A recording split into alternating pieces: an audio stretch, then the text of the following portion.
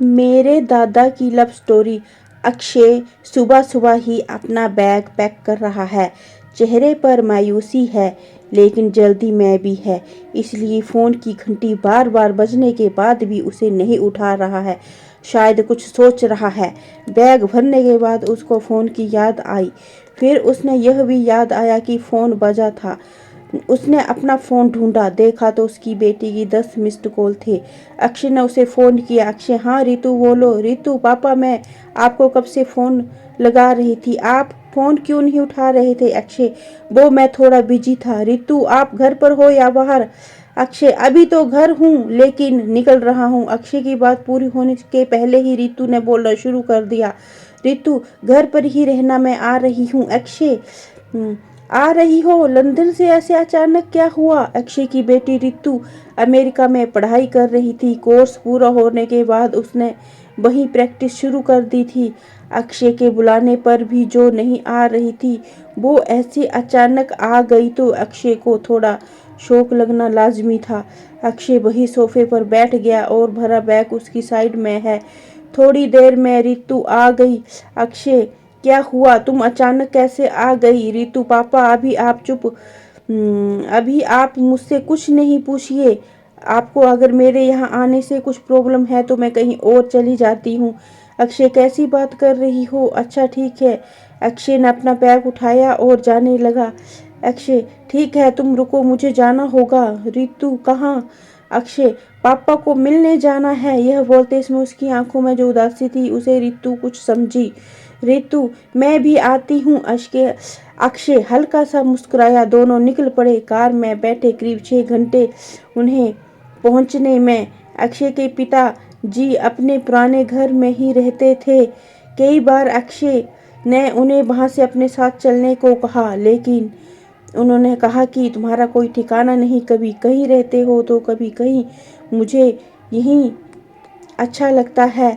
अक्षय और रितु सीधे उनके कमरे में पहुंचे। वो बिस्तर पर लेटे थे। हालत थोड़ी ठीक नहीं थी। अब इस उम्र में अक्सर ऐसा हो जाता है। रितु, दादाजी। दादा ऐसा कहकर सीधी दादा से लिपट गई। दादा, अरे मेरी बच्ची, अच्छा हुआ तू आ गई, नहीं तो मुझे लगा कि क्या पता अब मैं तुझे देख पाऊंगा या नहीं। अक्षय, कैसी बात करते हैं पापा।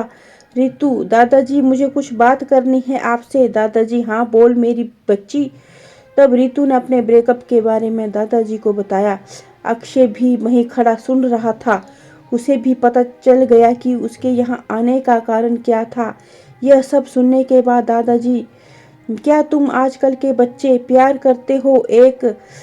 इस तेरे बाप को देख, तलाक लेकर अकेला बैठा है। लव मैरिज की थी, पता नहीं फिर कहाँ गया लव। तुम मुझसे कुछ सीखे नहीं। रितु, दादाजी आपकी भी कुछ लव स्टोरी है? मैं तो आपसे सब शेयर करती हूँ। और आप? दादाजी, हाँ एक प्यारी सी, जिसको मैं सोचता तो आज भी खुश हो जाता हूँ। तू कभी मिली नहीं, फुर्सत मैं तुझे सुना सकूं। रितु, दादी के साथ ही था या कोई और कहानी है? अक्षय, रितु अभी दादाजी को आराम करने दो। दादाजी, अरे तू चुप कर, आराम ही करना है। अब मुझे जब तक मैं हूँ तब तक बात करने दे। दादाजी ने रितु को अपने पास बैठने को कहा और अपनी कहानी सुनाना शुरू कर दिया।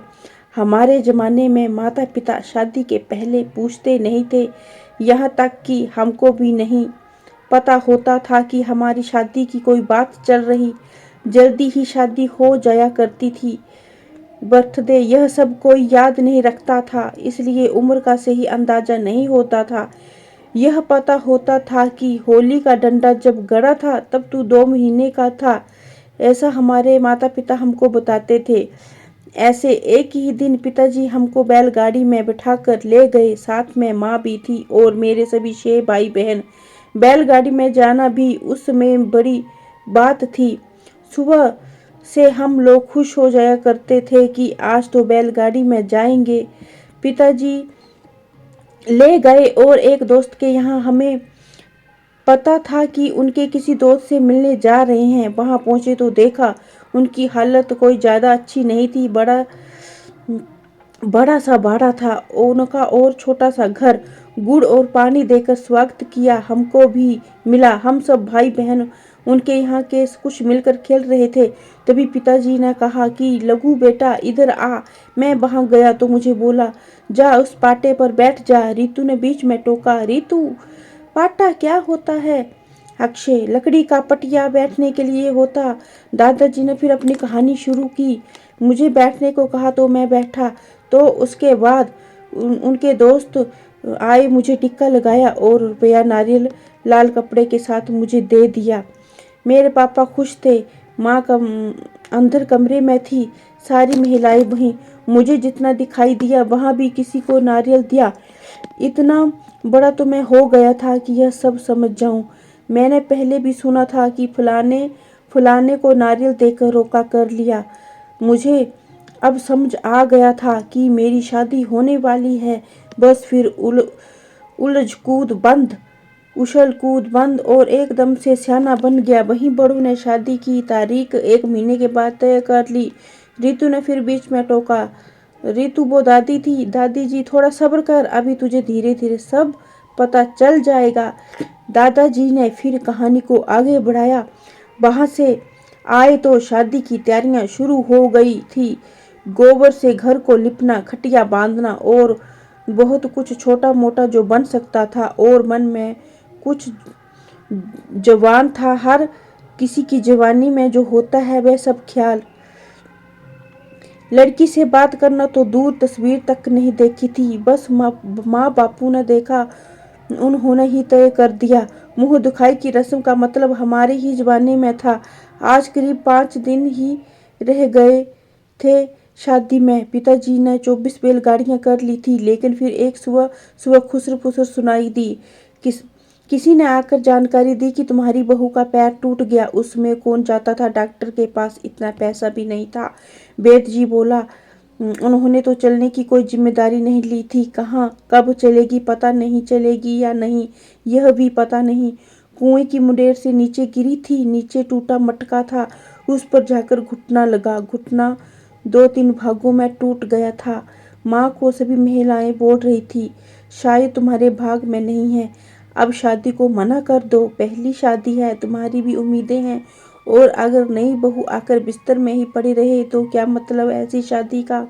माँ ने मन बना लिया था कि अब शादी नहीं होगी। रितु ने फिर बीच में टोका, रितु मतलब वो दादी नहीं थी? दादा जी सिर्फ हंसे और बोले, अब तू आगे सुन। उसी शाम को उनके दोस्त लड़की के पिता हमारे घर आकर बैठे। पिताजी के आगे हाथ जोड़े और कहा कि माफ करना, लेकिन अब यह शादी नहीं हो सकती। हमारी लड़की चलेगी कि नहीं यह भी पता नहीं। हम आप लोगों को अंधेरे में रखना नहीं चाहते। अंदर कमरे में माँ सुन रही थी, मैं उनके साथ ही था। उस वक्त उनके चेहरे पर जो राहत थी वो मैंने साफ साफ देखी। मैं तो बता भी नहीं सकता कि किस हालत में था। बिना देखे ही मेरी शादी पक्की हुई और अब टूट भी रही। सपने देखने के लिए भी एक चेहरे की जरूरत होती है। मेरे पास तो वो भी नहीं था। बस अपने ही ख्याल में एक चेहरा बनाया था। उसी से शादी का ख्याल और सब उसी से टूट जाने का ख्याल भी करना पड़ रहा था। लेकिन इतने में मेरे पिताजी बोले, क्या बात कर रहे हो महाराज, शादी है 4 दिन, जाकर तैयारी करो। वही हमारे घर की बहू बनेगी। लेकिन वो नहीं चल सकती। ना चले तो हमारा नसीब। मान लीजिए यह घटना अगर शादी के बाद ही हो तो हम क्या उसे छोड़ देते? शादी कर दीजिए और बच्ची को वहीं आराम करने दे थोड़े दिन। यहाँ आना जाना भी ठीक नहीं। जब कुछ आराम होगा तब हम ले आएंगे। पिताजी की बात से उनके दोस्त की आंखों में आंसू आ गए। लेकिन माँ का मुंह फूल गया। पिताजी को भी पता था कि माँ नाराज है, क्योंकि बर्तन की आवाज़ कुछ ज़्यादा आ रही थी घर से। लेकिन माँ की इतनी हिम्मत नहीं पिताजी से को कुछ बोले। और मैं तो फिर क्या ही बोलता। बारात 5 दिन बाद आ गई। निर्धारित समय पर फेरे भी हुए और मैं अब बताता हूँ कि वो तुम्हारी दादी थी। मेरे साथ फेरे न सिर्फ तुम्हारी दादी ने लिए बल्कि उसके पिताजी यानी मेरे ससुर ने भी लिए, उसको गोद में उठाकर। रितु बस अब शांत और चेहरे पर मुस्कान लिए सुन रही थी। रितु, फिर दादा घर कब आई? दादी जी ने फिर सुनाना शुरू कर दिया। घर कहाँ शादी हुई, लेकिन अभी तक चेहरा भी नहीं देखा। मैंने उसका इतना लंबा घूंघट लेकर बैठी थी। मैंने वेद जी से बात की थी, उसके घर वाले उसका इलाज कर रहे हैं। मुझे पता चला कि एक जंगली झाड़ी को पीसकर उसका लेप लगाने से जल्दी ठीक होता है। मुझे जल्दी थी, इसलिए सबसे पूछता रहता था। 3 साल तक उसके घर वालों और मेरे घर वालों से छिपकर मैंने उसके लिए वो पीसी झाड़ी उसके घर भिजवाता था। असर हुआ उसका मेरे प्यार और विश्वास का। 3 साल और कुछ महीने बाद वो चल पाई और फिर मेरे घर आई। रितु सुनती रह गई।